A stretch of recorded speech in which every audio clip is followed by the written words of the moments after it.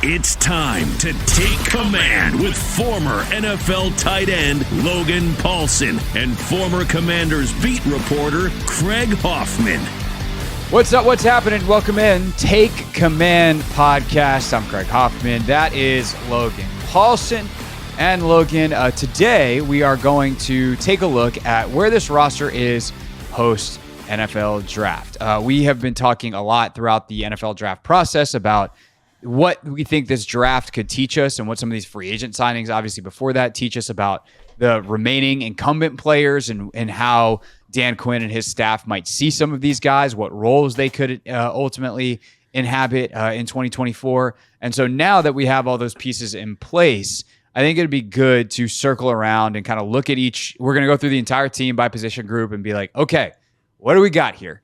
And who do we see being impact players in 2024? Sound good to you? It sounds great, man. Sounds great. All right, let's do it then. And let's start with quarterback, because when do we not start with quarterback? Obviously, Jayden Daniels, for whatever it's worth, ESPN.com has him number one on the depth chart over Marcus Mariota. He's going to have to win the job. And it's really, in some ways, it's like last year where he's going to have to just come in and prove that he's ready. And as long as he's ready, a la Sam Howell proved that he was ready, he'll be QB1 when they open the season. If they think that he needs a little bit more time, he's just not adapting to the offense like they want, doesn't have the command of it, the speed is too much for him, whatever, they'll start Marcus Mariota. But I just real quickly, quarterback and Jayden has been so much of the focus of the offseason. Now that he's actually here, what do you think he's got to prove in the spring to ensure that he actually is QB1? And how do you think that they'll divvy up the reps when they go through the OTAs and minicamps? Well, I think this thing is multifactorial in a way that it hasn't been since I've been covering the team. And what I mean by that is obviously you have a new offensive coordinator, you have a new backup quarterback in Marcus Mariota, and you have a new, potential starter. Obviously, like you said, he's got to earn that position, all those different things. But I think the most compelling thing about the quarterback position is what does the offense look like with him at the helm? And that's something that I'm kind of frothing at the bit to see here in terms of what they end up doing. Does it have a lot of RPO? Does it have more zone read? Is it more of a vertical based passing attack? We've talked about this a lot, after watching a lot of Cliff stuff in 2021, there's a big element to that. So just as a starting point, what does that look like? And then if there's a big kind of West Coast emphasis, I do think it'll take some time for him to adjust, because one of the things about watching the stuff at LSU is it was very vertical, it was very simplistic, and they just made it work because they got great execution from Jayden Daniels and the offensive skill players that they had there, Malik Neighbors and Brian Thomas Jr. So I'm just curious to see how he handles there will be more on his plate, right? He's known to be a great studier. So that whole process will be really interesting. But I do think this is it's not it's, to me, you said you made the comparison to last year, and I think it's a good comparison. I just think this is more so it's going to be Jayden than it was, last year felt like at least they kind of put on the illusion of saying, oh, it's going to be Jacoby or Sam. We all kind of knew they were favoring Sam a little bit, but I think we can just tell based on draft position and how they talk about this kid, it's going to favor him at some point. And I would expect him to be the starter kind of going into week one of the season. Now, that may not happen if he's really not ready, but I do think you're just looking can he handle the progressions? Can he handle the reads? Can he handle the protection responsibilities? Obviously, that's why you bring in Tyler Biadasz to kind of handle some of that responsibility. But all indications from watching his film and talking with people, I think he'll be ready, based on the kid. But I do think the more compelling issue is what does the offense look like and how do they build it around him, and I think that's the kind of something I'm going to be keeping an eye on, obviously, with regards to the quarterback situation. Yeah, for sure. And I think that Marcus Mariota can run that version of the offense. It might be best suited to run that version of the offense as well. So it's not like they got to create multiple offenses here. I think I would, if I were them, I would basically give Jayden the spring to get ready to be ready, if that makes sense. AKA, I would give him the 1 reps. I would give him, A, the first team reps, B, the most reps. And if by the end of the spring you've got real concerns, well, then you use training camp to get Mariota ready for the season, because he's going to be the one starting the season. And maybe it's a more of a split reps than your traditional 1-2. You don't have to do it, exactly one kind of way. But at the end of the day, if Jaden, for whatever reason, is not ready, and I tend to agree with you, like they've already got the VR stuff, which they were going to get anyway, but especially once they knew it was him, like they've got the stuff that he needs to study in the way that has been incredibly successful for him. This is not to say that I don't think he's going to be ready, because I do agree with you. I think by week 1, like, he's your guy. But just in case, like, training camp then has to become about getting the football team ready to play. It's not just a pure Jaden Daniels experiment. And so by giving him all these reps in the spring, you give him the opportunity. And Marcus has been around the league long enough to be able to learn and be able to do it without some of the reps, which is part of the reason you bring a guy like that in. And so I think that's kind of the lay of the land of the quarterback position. Obviously, the back end is also interesting. You bring in Jeff Driscoll. You also bring in Sam Hartman. And then Jake Fromm's in-house. One of those three is going to survive. I would imagine Fromm or... well, I guess with the new practice squad rules, Driscoll hadn't played that much. He can probably, like, all three of them might be able to wind up being on practice squad. In terms of eligibility, I would imagine they keep one or two of them. Hartman getting the significant signing bonus money, unless he's just way out of his depth. I'd imagine he's one of them. So going to be interesting to see what they do. I would imagine Driscoll and Hartman are the two that stick around. But ultimately, Fromm, was impressed a lot of people last year in the way he handled his business. So that's kind of the quarterback position.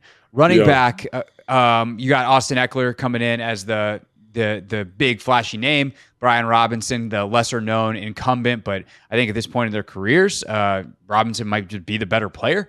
But those two are definitely going to split. Chris Rodriguez has shown quite a bit. And then they also brought in Jerry McNichols, who you played with actually in San Francisco, to kind of round out that room. I don't know how much there is to talk about here. I think you're going to have kind of your traditional 1-2-3 running back split here, with Robinson being the workhorse, Eckler having a lot of responsibility, and then Rodriguez being able to spell either of them. But especially kind of those power, you might give him a series, a half, and just be like, hey, go run as hard as you can. But we'll see. Anything more to really add to this running back position? Yeah, I mean, I think that's the thing we're going to be talking about with every position, much like the quarterback spot. Obviously, the quarterback spot seems to be, painted a little bit more clearly. There's offensive implications and all that kind of stuff. I do think there's going to be a usage, just kind of like what they want from the back position. I think there's an assumption that, hey, it's going to be B-Rob and, Austin Eckler splitting reps. But I do think you bring in McNichols here because you think that he brings like some third down pass catching ability. I think when you look at the UDFAs they brought in, they're all kind of third down type body types. And, when you look at, what they did at LSU, when you look at kind of Cliff's background in terms of quarterback development, like you need to be able to pass protect at the running back position, and you need to bring good value in the pass game in terms of upside. So I think that, we're kind of operating under the assumption it's going to be a very traditional, kind of offensive philosophy. But I do think like that third down role that Austin Eckler is probably going to take over is going to be huge in this offense. And especially with a young quarterback, it's going to be exceptionally critical. So I could see a world where, hypothetically B-Rob, has not been super efficient as a pass protector, and his usage pattern changes pretty dramatically because maybe they're prioritizing. And again, that's the fun part about this offseason with the new offensive coordinator. Maybe they're prioritizing, and I have no insight on this. I'm just saying, maybe you're prioritizing like that third down pass protecting role. And, Chris Rodriguez is a little bit better pass protector than B-Rob. So maybe that kind of shifts the power dynamic. And I think B-Rob's an excellent player and needs to be on the field. But that's one thing that I think is going to be so exciting about this offseason is, what does this offense look like? What are they prioritizing? What's the archetype in Cliff Kingsbury's mind for each position? Because when you look at Arizona, they have Connor, who's this big kind of very similar to B-Rob kind of back, but then you also have these like little scat backs that are great in pass protection and great on third down. So like there's going to be this very interesting kind of allocation of roles here, and I really can't wait to see it shake out. But I think more so than any other year, like that depth chart as it's laid out is so in flux. Like I've been a part of multiple staffs that have come in, and that you might as well just throw that depth chart out the window because they're going to pick who they like. And Dan has made that very clear. They want the best players to play. They want the best players to play for their system to play. And so I just want to kind of put that expectation out there. Like, I think B-Rob's excellent. I think, Rodriguez is excellent. I think Austin Eckler is excellent. But you never know in terms of rep allocation who's going to kind of embody the vision for the offense the best at the position. Totally. And, I'm glad you brought up the James Conner thing, because we can talk about all these other things that backs have to do, but the number one responsibility is like, can you run the football effectively? Especially if they're going to lean heavy into that running game. And it seems like that could definitely be a plan. You hear, like, I think Keim had some of that in the story he wrote over the weekend on ESPN.com about kind of their plan for Jaden and, how they plan on bringing him along. And it's like, okay, well then Brian Robinson is probably the best runner of that group, and especially in the kind of one cut style that they had in that final year in Arizona, where B-Rob has been compared to James Conner as a runner. So I think that's definitely going to be really interesting to watch, because also you have Anthony Lynn here as the run game coordinator, and he spent last year with Kyle in San Francisco. So do they run that similar run scheme that Cliff ran at the end of his time in Arizona, or are they going to go to more of a zone type of scheme, marry the play action to it a little bit more, and then take some of the elements of Cliff's offense, but is Cliff kind of going to create this amalgamation of offenses, and what backs ultimately fit that? Like, it is the fascinating question, but they've got options, which I think is fun. Receiver is one where I think we learned something in the draft about kind of what they have in house and what they think of it, because they could have gone big X receiver, kind of slid everybody over a spot, moved Terry to the Z, put Jahan in the slot, and then, filled out the rest of the roster from there. Instead, they draft a slot receiver in Luke McCaffrey. It seems like Terry's going to stay outside at X, and obviously Terry's been very successful there. Jahan, I think they see as an outside guy, although I'm sure there'll be some versatility within the offense. But I think there's also some other names that they've brought in / were in-house that are worth mentioning. Obviously, the guy they bring in is Olamide Zaccheaus, who has had some really nice years as kind of a down the depth chart receiver with Atlanta, amongst others. So, like, he's a real NFL player. He's not like a guy that I'm like, yes, he's my third receiver, but as a 4 or a 5, cool. Obviously, Diami's still here. In a vertical passing game, he's theoretically a threat. But he's actually a guy that I think has been more successful in the NFL as like a special teamer and a run blocker. Who has the threat of vertical speed, which is a valuable piece. Like, hey, if we're going to run the football, Diami can play, and if we go on play action and try to hit a shot, like, he's a threat. Jamison Crowder they brought back, who had some nice time in the slot last year as kind of the smaller body type slot versus Luke McCaffrey. And then one other guy that I want to mention real quick, Logan, is Kaz Allen, who they kept from last year. Bryson Tremaine's still around too, but Kaz is a guy that they immediately put on a futures contract after the season and committed to being on the 90-man roster for the offseason. And so when we think both about special teams and punt returner and the new kick return rules, that's kind of why he was brought in as a UDFA last year. But if he's developed last year on the practice squad and ultimately is ready to play some offensive snaps this year, that's kind of that him and Crowder seem to be battling it out for one spot, that smaller receiver body type / punt returner to pair with McCaffrey as the bigger slot that they take in the draft. Yeah, and I think this group might be the most compelling, in terms, obviously the top 3. And a receiver every year is really fun to kind of watch, I think, and kind of be, keep track of because there is so much flexibility. But I think, like you hit the nail on the head, I think it's going to be Terry, Jahan, and then I think Luke and probably Zaccheaus are competing for that kind of big slot role. And I do think, again, this comes down to offensive vision and what you're thinking here in terms of which one of those guys probably gets more snaps. But I think everybody else, to me, is up for kind of like putting in their resume a little bit here. Dax Milne, Diami Brown, Mitchell Tinsley, Bryson Tremaine, all these guys are going to have to carve a role. So I look at kind of who are the best special teams players of this group. You mentioned Kaz Allen. I don't know if that return ability is enough to keep him around, especially because I think Luke McCaffrey has some return ability. I think Zaccheaus has some return ability, and obviously Jamison Crowder has return ability, so I'm not sure that's enough to keep him on the roster. So again, this group every year, the fireworks are going to start when they start at training camp or when they start during OTA work, OTA's mini camp, training camp, preseason, because people are that this is a group that is definitely outside of those top 3 guys, top 4 guys are definitely fighting for spots. And Bryson Tremaine's a guy that I liked last year, watching quite a bit, and he's got the size that everyone's looking for. Maybe he could be kind of a big slot piece, but then you kind of juxtapose that with the tight ends, and you say, well, you got Cole Turner, you got Armani Rogers, you got Zach Ertz, you've got these guys that can kind of line up as big slots and kind of create mismatches that way. Maybe they look as an offensive vision, they say, man, we want to shift more to that kind of body type in that position. And then a guy like Bryson Tremaine is out, or, whatever it may be. So I do think that this group, even after the draft, like it's solidified to a certain extent. But again, because we're not really sure exactly what they're looking for at the position, like to me, it comes down to special teams value add.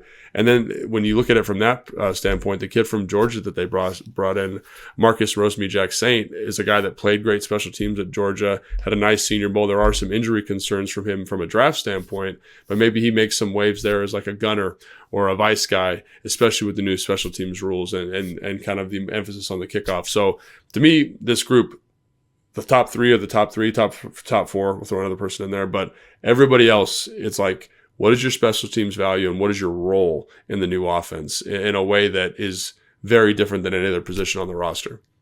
Do you think with the new kickoff rule and special teams being so important this year that changes how coaches approach training camp in terms of number of special teams periods, how they conduct their special teams periods? Because there's such an evaluation on that. Or is that still going to come down to drilling your special team stuff and then ultimately, in preseason games, seeing who can make plays and who executes the way that you want to? I think that's exactly right. One thing I've noticed is that even though special teams has become less emphasized in the NFL, in practice it's still treated the same way. Like when I was playing in the NFL, there was this number of special teams period. When I go watch the Commanders practice, it's still the same thing. You know what I'm saying? So it's always been a point of emphasis. But I do think in terms of roster selection, it becomes more important. It becomes like it was when I first got in the league in 2010. Like those 3-4 top receivers are all going to play receiver, but everybody after that, you have to add value as a teams player. Like you have to. And I think that's kind of what you're going to get here. And so the type of guys you're going to see stay on the roster are going to be a little bit different. Like just as an example, like Dax, for example, is a guy that was a really good receiver that they were trying to find a role for on teams. I think now that's going to kind of flip on its head a little bit. You're going to find guys who are really good teams player that they're trying to find roles for offensively. So I think that's going to be the difference in terms of how they kind of treat that relationship. Last thing on the receivers, the kind of difference between the big slots and the shifty slots, the traditional slots, if you will, the Crowders and the Kaz Allens, those guys versus like a Luke McCaffrey. Like, what's the value of having both? And also what are we looking for during minicamp, training camp, et cetera, as we try to determine what Cliff is looking for out of his 4th, 5th, 6th receiver? Well, I think the selection of McCaffrey kind of points you in a direction. I think even the selection of the bringing in a guy like Zacchaeus points you in a direction too. And like body type wise, they're a little bit different, but they play in a very similar way. So I got to play with Zacchaeus when he was a rookie in Atlanta. And Zacchaeus is a physical guy. He's not a big guy, but he's physical. He's not afraid. 5'8", 195. Yeah, he's well put together. He'll block. He'll make tough contested catches over the middle. He's willing to do some stuff in the run game that most receivers aren't able to do, and able to catch the football. And I think when you look at Luke McCaffrey, it's almost that exact same thing. And so what I'm looking at here, just the landscape, is I think they're going to kind of potentially shift away from that super small, shifty guy in the slot. And because you have Jahan on the roster, like if I want a super small, shifty guy in the slot, I can put Jahan out there and let him make a play for me. I can formation it so he's that guy. But in terms of attitude, I just look at again, a perfect example is Puka Nacua for the LA Rams, or Michael Jennings in San Francisco, the slot receiver there who converted quarterback from Tennessee. They are guys that are awesome because they make it so hard for defenses to key in on personnel. And so what I mean by that is when you have a big slot like Luke McCaffrey, hypothetically, I think this is the role they see for him, is I can get to a lot of my 12 personnel runs because I've got a receiver that's physical enough to do the stuff that like a move tight end will do. Now, he's not going to do it as well as that move tight end, but from a personnel matchup standpoint, that's what I get.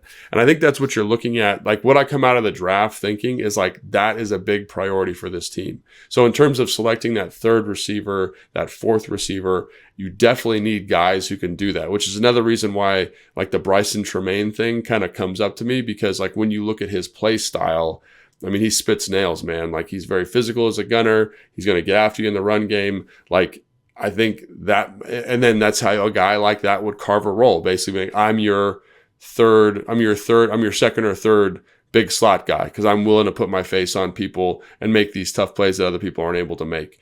But then again, like it goes back to the tight end relationship too. Maybe you see some of those bigger body guys like Armani or Cole in that same way. So that's, I think, what you're getting out of that position, which I think is the way the position should be going. And I think that's the way you should be selecting the position.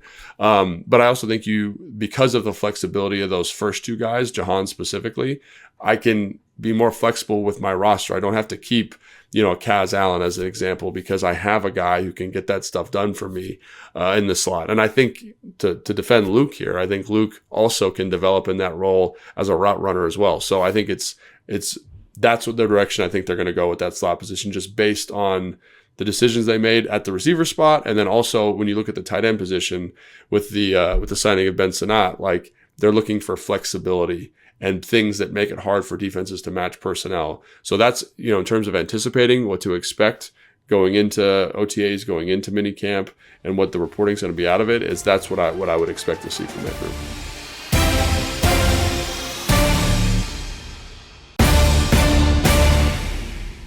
That brings us to the tight end group and Ben Sinnott, obviously behind Zach Ertz. You got John Bates, you got Cole Turner, you got Armani Rogers as well.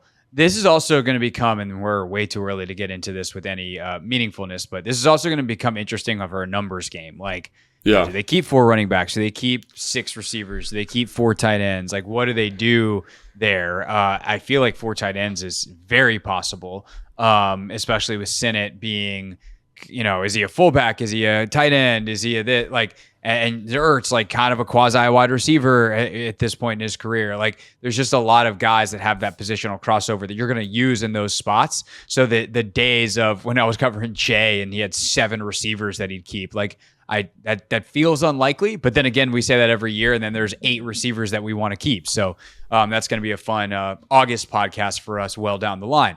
As for right now, Ertz, Sinnott, Bates, Turner, Rogers. I really feel like the top 3 should be kind of locked in, and then it's a matter of can Cole Turner or Armani Rogers make a case for number 4, but what do you see? No, I think I see it the same way. And again, it kind of goes back to that big slot role and how you feel about those guys, because like, for example, Cole in college played basically receiver, like he was basically like a big wideout that would line up attached sometimes, would line up in the slot. And when I think about his body in the big slot role, like it kind of fits his skill set better. So maybe you say, oh man, maybe we could keep an extra tight end, but he's really a receiver. You know what I'm saying? So again, that'll be interesting to see how they kind of make those decisions there. Obviously, I think the drafting of Luke McCaffrey makes that a little less likely, but it's not outside the realm of possibility. But I do agree. I think it comes down to you've got your 3. I think, Bates obviously is the blocking Y, which is going to have a role in this offense. Zach is kind of that big slot piece. And then I think Ben Sinnott as that fullback guy that can kind of back up Zach in a pinch if you need to. And then I think you keep the next best guy out of that. And I think after watching Armani 2 years ago before the Achilles tear, like he would be the guy from an athletic profile standpoint. Like talk about a flexible piece. Like he's physical, he's snappy in line. Again, we have to see how he looks coming off the injury, but he also ran like a receiver, and I think like there is a lot of value for a coach like Cliff and for a staff that Cliff has kind of accumulated here. And we've talked about the importance of some of these selections in terms of flexibility, right? Ben Sinnott, Luke McCaffrey, that piece that could line up out wide, win a one-on-one, do that stuff for you, and also do some stuff in line seems like the right fit, but obviously he's got to be healthy. So we'll see what happens. Yeah, I'm kind of trying to check my bias here because, you're the same way. We're so fond of what they do in San Francisco with, all these different guys with Kittle, with Debo, with McCaffrey, their McCaffrey, all those different guys that they move around, and like the versatility, and like, are we just seeing the possibilities here and putting something on Cliff that he's not actually doing? But it does feel like that is in his wheelhouse, and both from a creative standpoint and some of the things he has done in the past, that there will be this kind of positional versatility. And, we know that Dan believes in this as well. Right. Dan has spent some time with NBA coaches talking about positionless basketball, and how do you take some of those concepts and ideas and principles and apply them to football, offensively and defensively. And we'll talk about that when we get to the DBs and the linebackers as well, maybe even the D-line. So it's going to be interesting to see how they deploy all these guys. And the one thing I'll just say about Sinnott real quick too, and talking to some more folks who covered him in college, like, he's a really good pass catching tight end as well. It's not just like he's right. a smash your face fullback type. No, like, he's not no. Mike Allstott reincarnated by any stretch. He's a guy that can get out there and run routes and like route people up, and got good hands, and he's fast. And so it is going to be fun to kind of watch him move around, not just as a move tight end, but can you go then line him up outside and get a linebacker one-on-one in space? And some of the Cliff 3x1 stuff, like, is he the one out there? Because all of a sudden they get man coverage and it's a one-on-one in a ton of space for Ben Sinnott. So there's so many options for Cliff, and obviously paring that down into your most effective stuff is kind of Cliff and Land and everybody's job here. But it's just worth pointing out on Sinnott that, like, he's not just going to line up as a fullback. He will, No. but there's a lot more to it. In the same way that San Francisco does use Kyle Juszczyk and line him up all over the place. Anything else you want to add there before we get to O-line? Yeah, and I just think, like, one of the reasons I'm making this assertion about some of this positional flexibility is because, like, that's what you're seeing around the league right now. And I think, to Cliff's credit, he's done a really good job of adapting to what the league is presenting and seeing value. And, I remember in one of his first press conferences, an interview that I did with him for the Commanders, he was just like, we're looking for matchups. And you don't get that unless you have people like this. You know what I'm saying? And I think that's the thing I just keep coming back to is, like, you get a Ben Sinnott, and, like, hell yeah, like, he's a good athlete. He has a 40-inch vertical. He ran a 4.6 whatever at the combine, but it works for him because that's not an elite athletic profile. It's very good for a tight end, but it's not elite. It works for him because he can block, right? Luke McCaffrey draws a good matchup because defensively you have to say, shoot, we have to match in Buffalo nickel because this guy can actually block too. And then Luke McCaffrey matched up on a Buffalo nickel as opposed to a true nickel. That's where the matchup advantage comes. And you mentioned the 3x1 stuff with Ben Sinnott. Like, he's going to draw a linebacker because that's what Kyle Juszczyk gets, right? And people are starting to get wise to that playing San Francisco, saying we can't do that. But that's another reason why San Fran can run the football. So that's what this gives you, right? I hopefully I didn't make it like that these guys are just blocking pieces, but it's the blocking physicality that gives you the offensive flexibility for good matchups. And I think that's the thing, even with guys like Armani, with Bryson Tremaine, like that is intriguing because they kind of seem to fit this physicality mold that allows you a good matchup. Yeah, they fit the ethos. Offensive line. This is interesting too, man. It's crazy. Yeah. So right now, the projected starters, I would say, are Coleman at left tackle, Allegretti at left guard, Biotish at center, Cosmi right guard, Wiley right tackle. Then you got Cornelius Lucas floating around as a potential starter at tackle. Chris Paul is going to want to fight for that left guard spot. We'll see. They brought in Michael Dieter as a backup center. Mason Brooks still on the roster from last year. Trent Scott's been mentioned as a backup tackle in there. Then you got Braden Daniels, was a 4th-round pick last year. Might have not supposed to have been, but like he's a guy that would have been drafted last year. What can this group get out of him? Ricky Stromberg, a 3rd-rounder last year. Like, what happens to him? Who showed some flashes. And then you got a couple other guys, Akinbulu and Good Jones, on the roster as well. But that's 10 offensive linemen that are intriguing for one reason or another, or at the very least, like in Dieter's case, like I don't know how intriguing he is, other than like he's probably going to make the team, or is going to fight to make the team as a backup interior swing guy. But a lot of intriguing, some high upside, like younger guys, and then obviously the big question at left tackle with Coleman is like, can he play it and is he ready? seems like we should be talking about him as a tackle, or we should have been talking about him as a tackle all along. And we almost did him a disservice because he played some guard in a pinch for TCU this year. But that doesn't mean you can necessarily like play left tackle at the NFL level. So plenty of intrigue. What's the most interesting headline, if you will, from your seat? Yeah, I mean, I think if I had to kind of give a narrative, I think it's like you probably feel good at your right tackle, right guard, right, or, center position because of how you've allocated money to those positions. And then I think you bring up a good point. Like left guard feels like, I know they brought Nick Allegretti in and I expect him to kind of get the first crack at it. But then I think because of the Mason Brooks, the Ricky Strombergs, the Chris Pauls, like I think there's going to be healthy competition at that spot. Even Braden Daniels I'd probably throw in there. So I think that's kind of a 5-man gateway there in terms of potential starting. And then you said Brandon Coleman might start. I think Cornelius Lucas, I would pencil in as the starter probably right now. I think he'll probably get the first crack at the position because I think when I don't remember, I should have looked this up before we did this podcast. That's poor work ethic on my part, but I think he started versus San Francisco last year, or he played a little bit versus San Francisco. And so I think they've seen him play.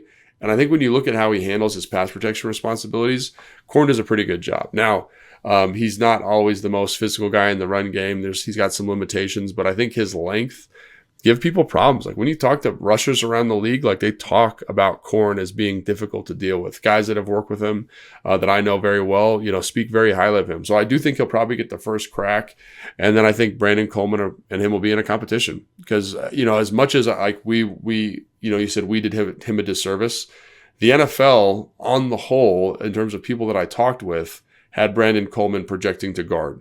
So again, I think there is a pathway and physical traits and length that says he can play left tackle, but that is a possibility. It's also that he ends up playing guard. So right now I would say Lucas is the guy at left, and then it's a competition at left guard with Allegretti getting the first crack, and then we got to see where Coleman feels most comfortable. And again, I think Coleman will play on this offensive line, whether at guard or tackle, because I think he's that good. It's just about finding the home for him, much like the previous staff did with Sam Cosmi. Excellently timed.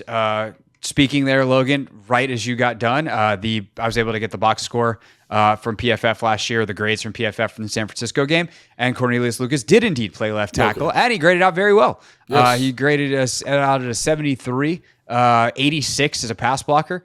58 in the run game. So yeah, he definitely was asked to do quite a bit, 32 pass blocking snaps, and graded out very, very well in that game. So as you said, got to be seen by Adam Peters up close and personal. And so I also think obviously it gives Coleman time. Like at the very least, it gives Coleman time if they want to try him out at tackle. But it does, if all of a sudden they get him there and it's like, oh my God, he's not a tackle, he's a guard at the NFL level. Now all of a sudden is he in the mix with Allegretti? Like it does become very interesting, but then you're also very thin at tackle. And so this is the one position where I still do feel like there could be another addition. And whether it's, everyone always wants to talk about Bakhtiari because he's the biggest name on the market. Andres Pete's still out there. More of a guard, but yeah. Mm-hmm. Yeah. I mean, we'll see. But to your point, I think like if there's a guy that and I think one of the things you appreciate about the staff so far is that they've found the right guys for them. So maybe it's not Bakhtiari, maybe it's the swing tackle from wherever, and from, let's say, Buffalo, hypothetically, and he becomes the left tackle. Like they've done a good job of identifying talent and bringing the right kind of guys in. So I don't think it'll be like a top of the market guy. I think it'll be someone with some upside play that just adds some depth to that position. And, they might think of Braden Daniels as a tackle. I don't believe that to be true. I have no inside information on that, but they might think they're in a better spot there. Scott had a good year last year in terms of when he had to fill in and play. So maybe they think, hey, we're doing all right here. And if we're going to prioritize running the football, again, much like the quarterback, you can deleverage that group. I think last year with Eric Bieniemy, we saw kind of the most intense version of like stressing the offensive line in recent years. There's when you watch San Francisco or when you watch LA, when you watch Green Bay, even Miami to a certain extent, they do a great job of saying, hey, like our group is good, but they're not the best. How do we make sure that this is an easy game for them? And I think that's going to be a priority based on stuff that John Keim has said, based on stuff that Cliff's alluded to. So that's something I would also say, like, while it seems like we're a little bit naked at the offensive line in terms of depth at the tackle position, I think if you handle this correctly, you can really limit that guy's exposure and put the whole group in a better spot. And again, it comes back to the play caller with Cliff.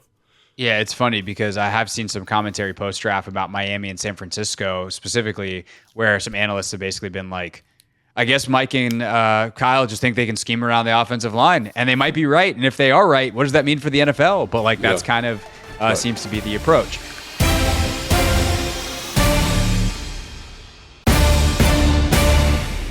D-line for the Commanders is definitely interesting. They're a little bit overloaded in some spots where, like, I've actually thought about this as we've done this exercise here. There's going to be there's just not enough room on the 53 for all these dudes. Yeah. And so there's going to be some guys that wind up getting cut that people are going to be surprised by. And so D-line is one of those spots where you just wonder, is there a surprise cut or a guy like, and the guy that I've kind of looking at, unfortunately for him, is Fedarian Mathis. Like, is there a spot for him, depending on how some other guys play? Obviously, on the edges, you have Dante Fowler, Cleveland Farrell, KJ Henry, F.A. Obata, Dorrance Armstrong, and then some younger guys, Josh Pryor, Andre Jones, on down the list. And then inside, Payne Allen, Johnny Newton, second rounder, John Ridgway, who Dan Quinn initially drafted in Dallas, and then Big Phil and a couple of other guys that are floating around, UDFAs, younger players that have been around, like Benning, Patoe, etc. So this is one where I'm like, how deep do they go? Do they keep 9? Do they keep 10? How much of that is inside, outside, with some of the flexibility of some of these guys to play, like an F.A. Obata to play inside and outside? It's going to be interesting to watch this battle throughout camp and see what they prioritize. Especially, last thing I'll add, Logan, is when you've got guys like Frankie Louvu floating around the linebacker position who are probably going to take some reps on the edge. That's a sub package that could infiltrate the decision making of this group.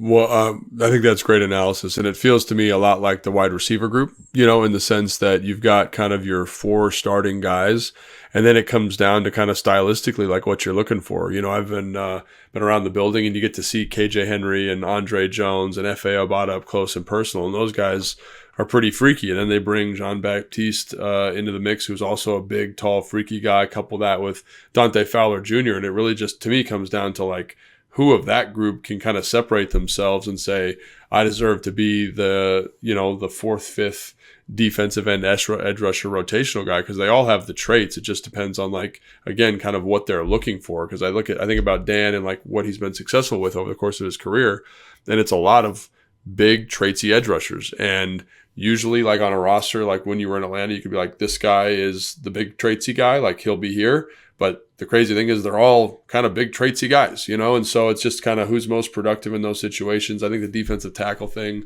is also really interesting because, there's no investment there, and I think like, what are you looking for in those spots? Obviously, I think Jerzon will be here kind of no matter what. And then it's like, who else is filling in? Are you looking for kind of that hard-nosed run stuffer that Ridgway is, or are you kind of hoping Big Phil finds his legs? And, I've been a part of teams where a coaching change does wonders for a player, and talking with guys about the coaching and development philosophy here over the last couple of years, they don't paint a pretty picture. So maybe get some new coaches in here, guys with a better developmental philosophy, a clearer vision of the defense, and you get significantly better production from a guy like Phil or a guy like John. And all of a sudden you're like, oh, well, we're doing okay. And he does make the team. So I think that'll be really interesting. But in terms of a group that's going to be really compelling to watch, I think the receivers are going to be compelling. The receivers and tight ends, those offensive pass catchers, are going to be compelling on offense. And I think this defensive line group, coupled with the linebackers, because you mentioned Frankie Louvu and what he brings as a pass rusher, like how does he fit in that mix as well? So again, really kind of a interesting group, because a lot of guys with traits and physicality that have not been overly productive that are on the roster right now. Obviously, they bring in Armstrong, they bring in Fowler, guys that have been more productive in their careers, and just like, who do they end up settling on ultimately, which I think is going to be very, very interesting. So, yeah, no doubt. There's just, it's almost like paralysis by options here, because you've also got to decide, if you're them, like, how are we splitting up these reps in camp? Like, how are we going to even go about making this decision? How about giving ourselves the information? Surely they have some kind of plan. Like, they're professional coaches. It's what they do. But if you're, sure if you're F.A. Obata and you're like fourth string, you're like, good, great. Like, oh man. But it's also a position where they rotate a lot more. So, even if you're fourth string, you look at yourself as like second string almost by the time you get the rotation going and guys are getting out. There's certain guys, like Dan Quinn doesn't need to see Dante Fowler. Dan Quinn has seen Dante Fowler for Dante Fowler's entire career. And so there's a chance to sit him out some extra reps. He's a vet. He doesn't need them as much. He's been around this group. And so, guys like FA maybe who are newer to this coaching staff and maybe a little bit farther down the depth chart get a chance to prove themselves. And I again, like, how you do stuff in the spring is not necessarily how you're going to do it in August. And this springtime can be really, really good for some of that initial evaluation of how you kind of want to set your depth chart going into the fall. Linebacker, also, real quick, that also feels like a group that you keep an extra guy or two just for pass rush upside. There's a lot of guys with pass rush upside there.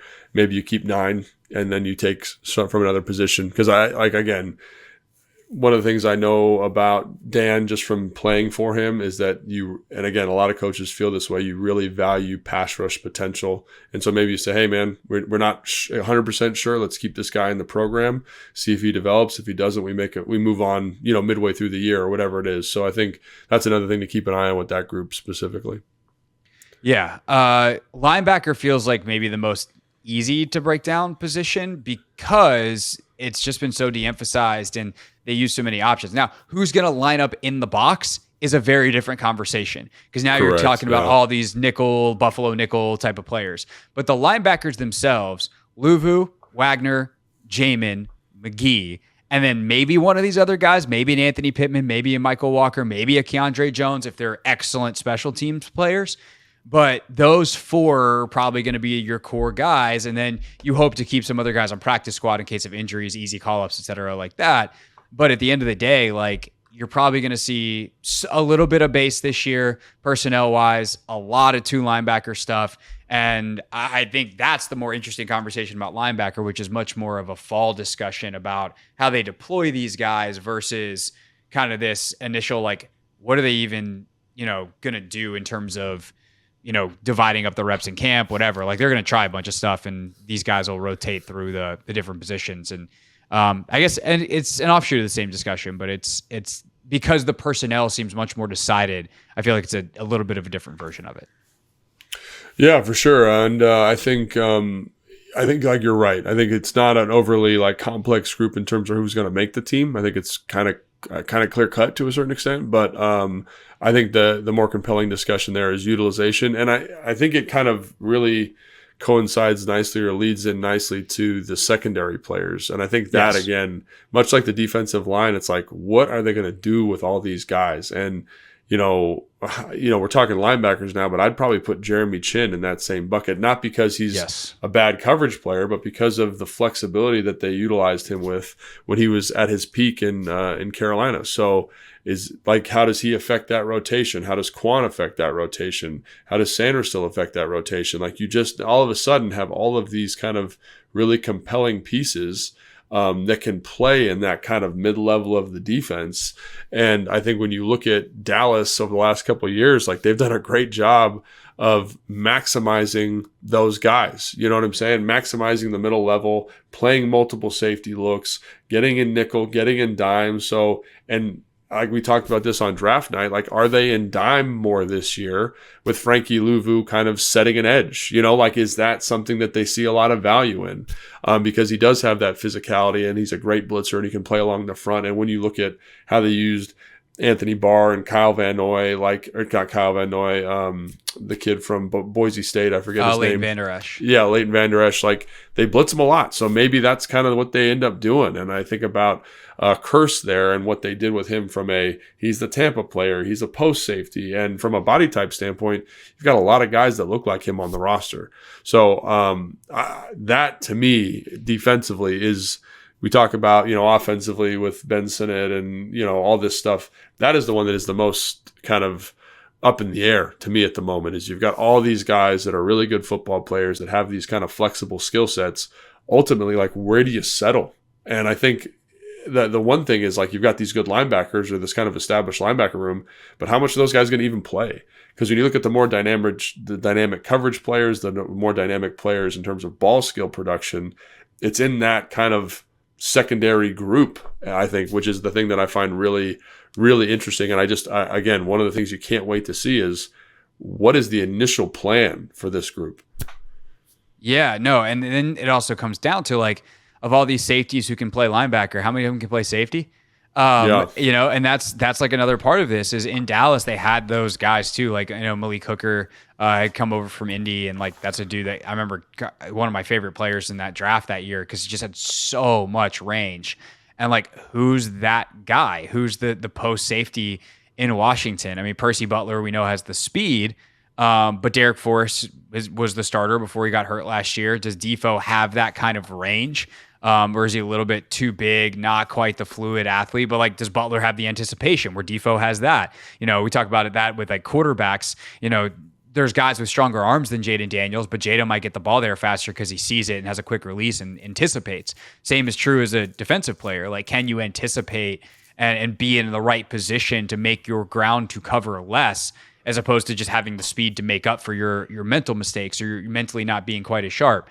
So I don't know who I feel confident in as one post safety. Nevertheless, if we're playing, some too high shell type of stuff, if I'm Dan Quinn and Joe Witt Jr., like, who are the guys that are playing deep? And that gets into the Quan Martin question. Like, Quan can play that Buffalo role. He's strong in the box. He made a bunch of plays last year. We know he's super physical, but I'd probably rather have Jeremy Chin there, who's even bigger and more physical, and also probably less adept in space potentially.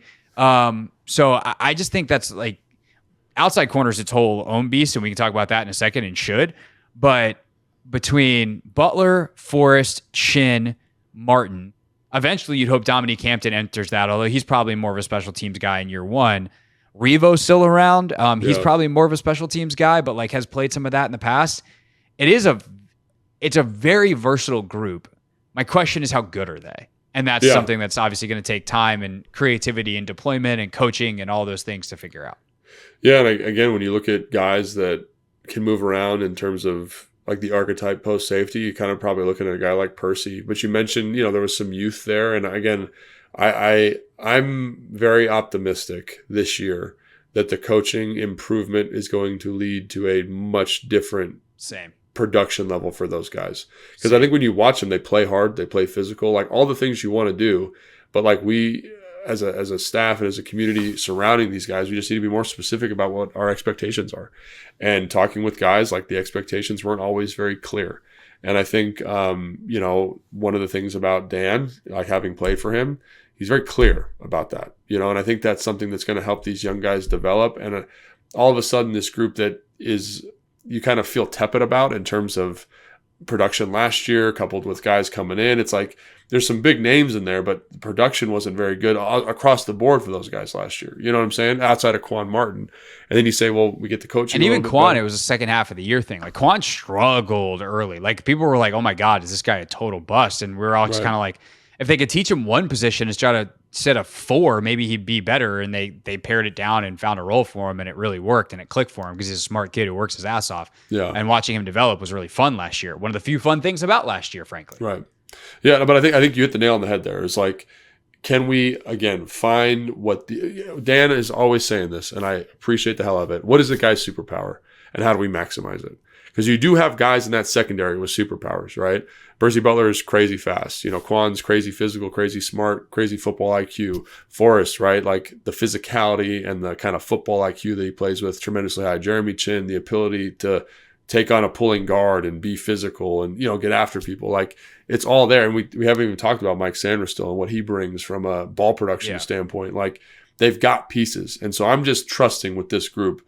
I'm trusting in the defensive staff here to say that we can maximize these guys and communicate to these guys and find the starting 5, basically, because that's what it's going to come down to. 5 guys we feel really, really good about playing a lot of football. And you mentioned Dominique Hampton. There's another guy that I really think could be a dark horse to carve out a role in the defense before it's all said and done. So, again, where it sounds like we're probably throwing spaghetti at a wall here, and we are to a certain extent because there are so many unknowns, and because I think much like the offense with the quarterback position, like what does the defense actually look like? And I think that's going to be a really compelling process because they're going to say, here's some pieces we can kind of add on and use, and do they fill those roles we envision them filling? So the whole process can be very interesting. Yeah, so the thesis question, if you will, is like, what did the roster teach us, or what did the draft teach us about the roster? If there's one thing that we did learn, on top of some of the, kind of same thing with Jahan and Terry at the receiver position being with the McCaffrey pick, definitely that I think BSJ is playing outside. I think the BSJ in the slot experiment is over with the drafting of Mike Sainer still. And now the question is, can he play outside? Very mixed results 2 years ago. Very, very good. Last year, very, very not good. We know that the coaching struggles were immense, especially after Chris Harris Jr. left. And he is so intriguing because he is exactly half of what Dan Quinn dreams about and Joe Witt Jr. dreams about. He is long, he is physical, he has no ball skills, or has yet to show any ball skills. Right. So can they develop those ball skills? And if so, it feels like he's a starter opposite Emmanuel Forbes. And assuming that Forbes is able to maintain his role as a former first rounder just last year with all the ball skills, even though he's not the most physical guy in the world. But they also bring in Michael Davis from LA, who's had some nice ball production in his career and has like been a starting corner. So it feels like they've got some options here. I mean, Christian Holmes also talked about like a big physical corner. Obviously, it was a 7th round pick, and there was a reason why, but has shown some promise at times, also been way too handsy and picked up a ton of flags at other times. But yeah, they've got some options out there. And this is one of those where you're just, if you're a Commanders fan, I think relying on the fact that the coaching is going to make these guys a whole lot better. Because if not, they are real thin at outside corner in terms of quality.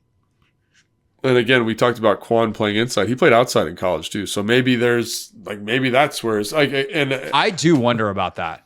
And part of the thing that's so fun about this group is because of the flexibility.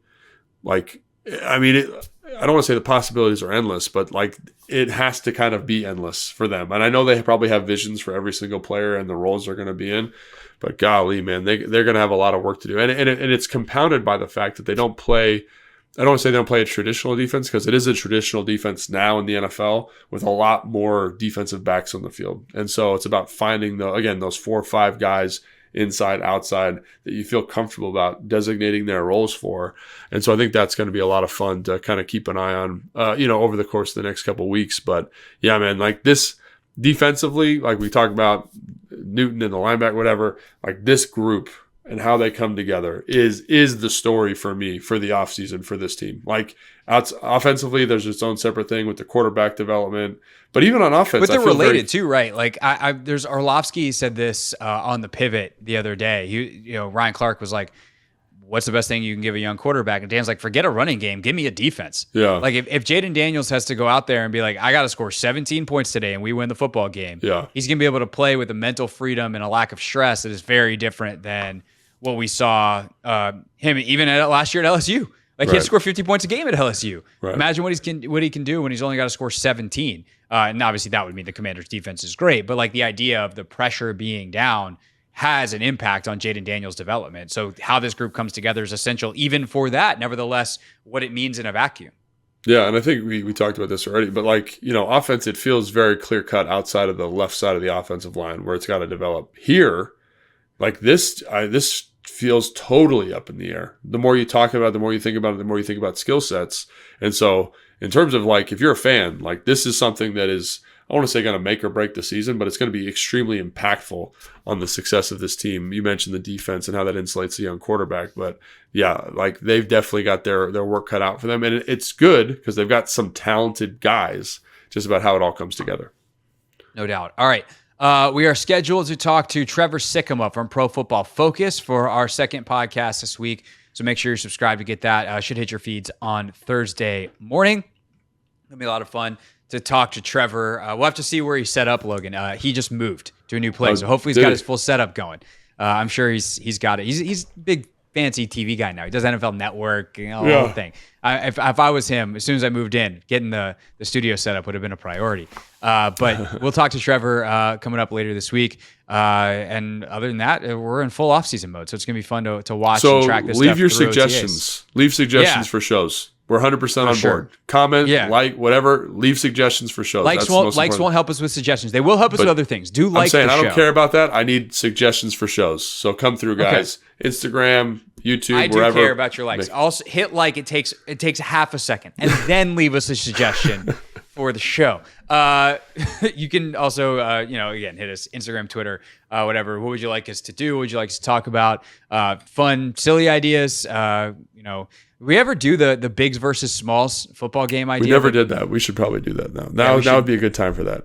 Yeah. So we'll do that. And obviously we'll be tracking all the stuff we just talked about in terms of the positional usages and all this stuff as training camp starts and as the OTA period starts here in just a couple of weeks. Rookie midding camp coming up before we know it very, very soon. Also try to get some player interviews on the show, something that has been really fun for us to do in the off season. So stay tuned for that. And by stay tuned, I mean subscribe. Subscribe wherever you are watching or listening right now. And we'll see you next time on Take Command. Thanks for watching this clip of Take Command, which has a brand new home. That's right. You can watch on YouTube at the Team 980. You can also listen to full episodes in the free Odyssey app, which is now enabled with Apple CarPlay. So we'll just, follow you around.